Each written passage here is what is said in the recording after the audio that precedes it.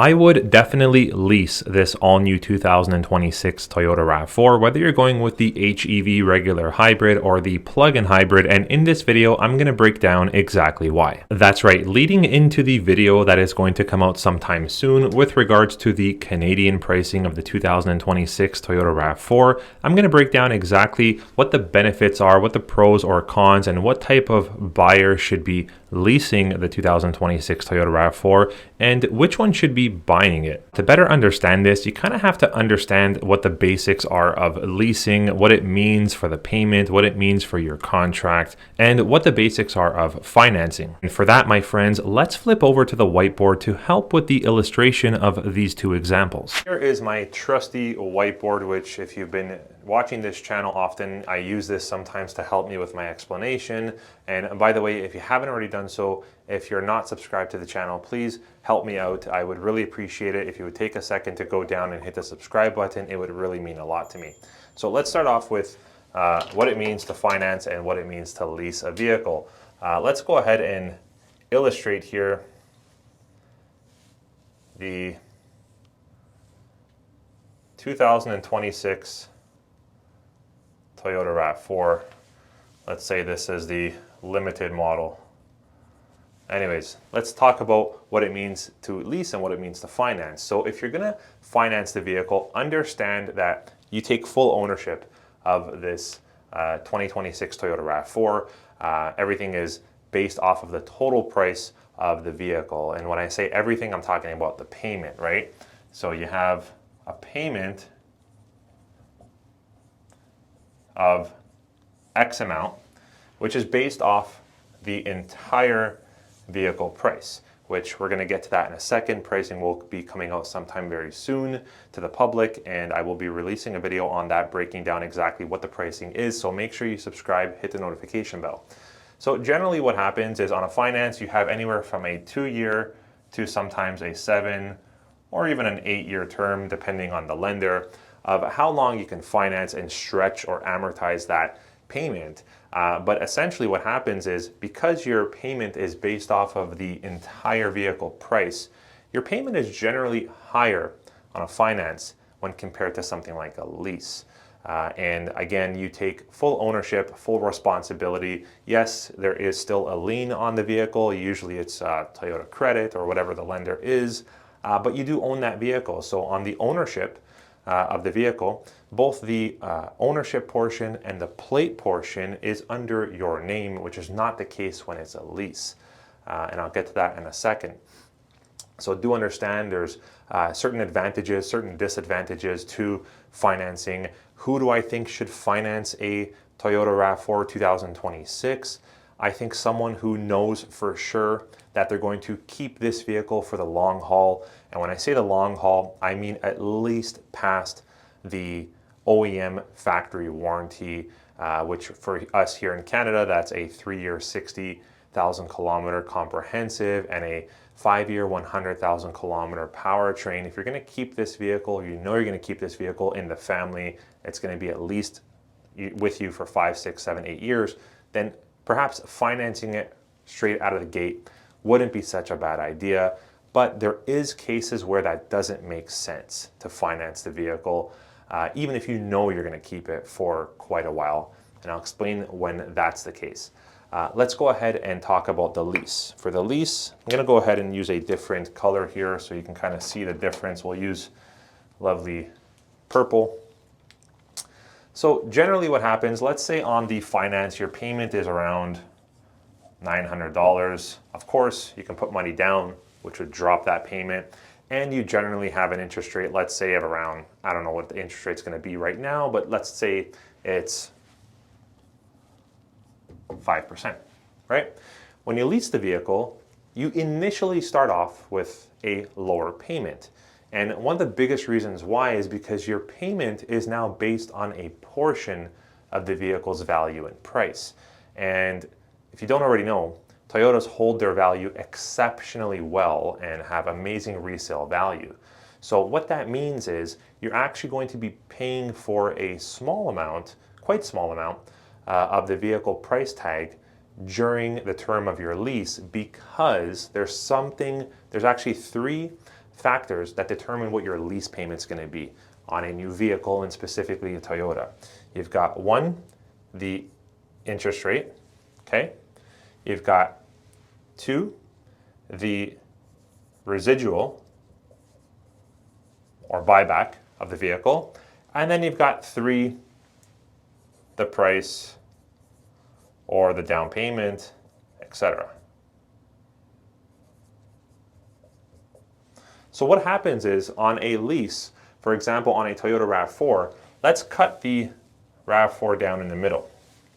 So what happens is you will be essentially taking ownership on the payments of, let's say, 50% of the vehicle's price tag during the term of your lease. So automatically, your lease payment is going to be less than your finance payment. Let's call your lease payment $670 for an example, okay?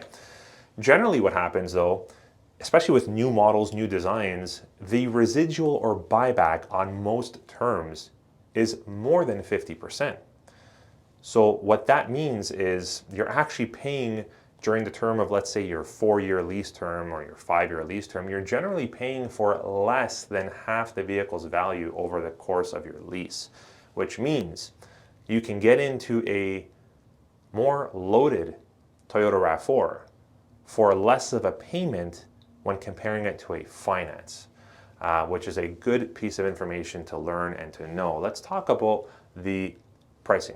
Pricing generally, unless there's rebates, which we haven't seen rebates for a while now, pricing is the same when you're talking about lease versus finance. Interest rate, however, is different. And I'm gonna actually get really in depth with this, so please pay attention. So let's say the interest rate is 5% on a finance, but let's say it's 6.5% on a lease. You might say to yourself, hey, I'm going to finance the vehicle. I'm not going to lease it because that's a high interest rate, right? But wrong, because you got to look at all the factors that make up the payment. You can have an interest rate of 6.5, which is 1.5% higher than your finance interest rate. But you can still have a drastically less payment on your lease versus your finance, because if you think you're not going to be keeping this 2026 RAV4 for more than 3-4 years, then leasing it would still make sense in this case when the rate is higher than the finance, because your residual is very high on the Toyota RAV4, which means your payment is still aggressive. What good would it make if your interest rate on a lease was 1.9%, okay? But your payment was $950 on a lease? That wouldn't really make any sense. Why would that be the case? Well, let's say for whatever reason, Toyota wasn't sure about the value, resale value, retention, all that of the 26 RAV4, and they cut their residual down to 20%, okay? Which means you'd be paying for 80% of the vehicle's price tag and value during the term of your lease, but your interest rate was 1.9.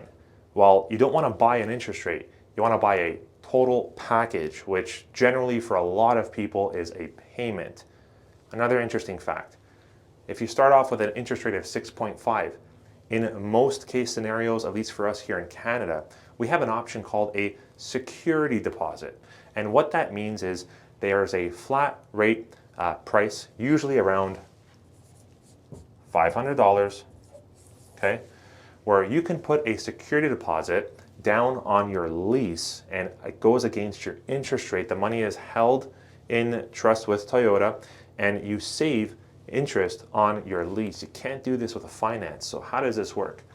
Each security deposit represents 0.15 of a rate, right? 0.15. So if you take 10 of these, you can essentially drop your interest rate down from 6.5 down to 5% on a lease, which would match, essentially, if you're using this example, your interest rate on a finance, and you get that money back. So not only are you saving 1.5% if you maximize your security deposit feature on your lease, which the maximum security deposit is 10 security deposits. You could do less, but this really only works out the best in terms of benefit to the customer and whoever's paying the payment when you do the maximum security deposit. So if you're doing the maximum security deposit, you can save 1.5% on your lease, which generally works out to around, anywhere between $1,000 to $2,000 savings, depending on the price of the car. You get that $5,500 back, right? That's how much it would be, because you'd be putting down 10 security deposits. You'd get back your $5,000 back in security deposits, and you would save the payment, save money on the payment, save money on the interest. So it's a win-win for everyone. Now, it could also make sense if you know you're going to keep this car for 10 years. It could also sometimes make sense to lease the vehicle, and here's why. When you're leasing the vehicle, you have a little bit less on your shoulders in terms of overall exposure to the price of the vehicle, the payment, and also in case anything were to ever happen. For example, if the car gets, repossessed or accident or written off or in a collision, God forbid, whatever happens, the devaluation of that vehicle after, or anything that happens after, wouldn't really be on your shoulders in most cases, because there's a lien holder who actually owns the vehicle, and it's usually Toyota, not yourself. You are just using, renting, and leasing that vehicle, making the payments as you go on. However, when you finance, well, we all know what happens if your vehicle gets into a collision and gets repaired. Generally what happens, the vehicle value drops significantly. And this wouldn't really affect you much on a lease because you don't own the vehicle anyways. And in most cases, it's a good idea to not own a vehicle because it's a depreciating asset, something you need but generally depreciates pretty quickly over time. So essentially, where it would make sense to still lease the vehicle and then buy it out, let's say after the 4 or 5 year term, as opposed to financing it right from the beginning, if you know you're going to keep this Toyota RAV4 for a while, is when the lease rate is actually slightly less or the same as your finance rate. Because what happens is you still have an aggressive payment. You're not paying really more interest on the term as opposed to financing it.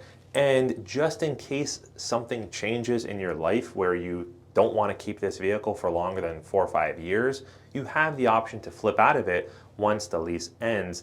And if you do still want to keep it after 4 or 5 years, well, then you have the option to buy it out.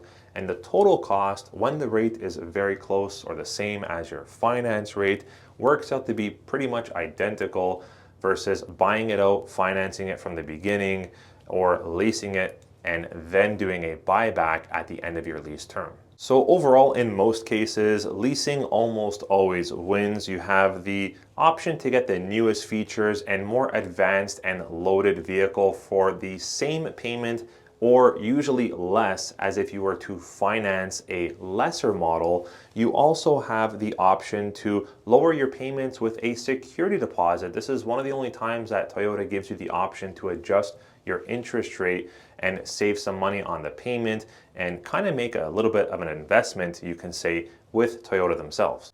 And again, you don't really have to worry about anything that might hurt the value of the vehicle, whether it's a repair to the vehicle or whatever the case is, because the ownership really isn't on you, it's on the lien holder. You are just making the payments. And keep in mind, it's quite easy, specifically with Toyotas and this new RAV4, to be able to flip out and change models every couple of years with a lease. For the most part, we're usually able to do this early. So for example, if you have a 5-year lease, because of the strong resale values and appreciation overall for the RAV4 in general, you could usually get out of those leases a little bit early and flip out of them and get into something new, more advanced, or something totally different. Keep that in mind. Well, everyone, let me know what you think about this video breakdown and my illustration. I'm not sure how good I did this time around, but hopefully you were able to understand what it means to finance, lease, what type of buyer should be buying the vehicle, what type of buyer should be leasing the vehicle. In my situation, I believe that almost all the time